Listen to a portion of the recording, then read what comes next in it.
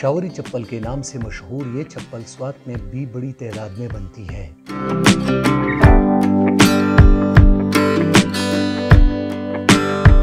स्वात के मरकजी शहर मिंगोरा की न्यू रोड और पुरानी सब्जी मंडी में स्वाती चप्पल तैयार करने की कई दुकानें हैं।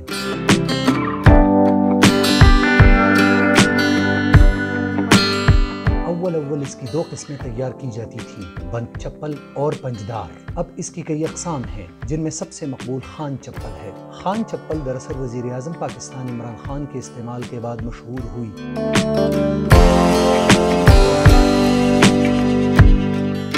गर्मी में अहले स्वात जूतों की जगह चप्पल को तरजीह देते हैं।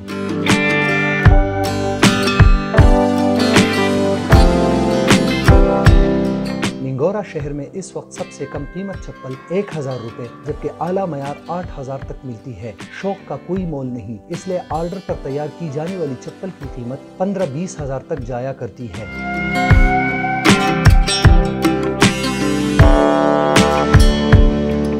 पेशावरी या स्वाती चप्पल ऑनलाइन भी मंगवाई जाती है। दराज और अलीबाबा जैसी वेबसाइट्स पर भी इनकी मांग ज्यादा है।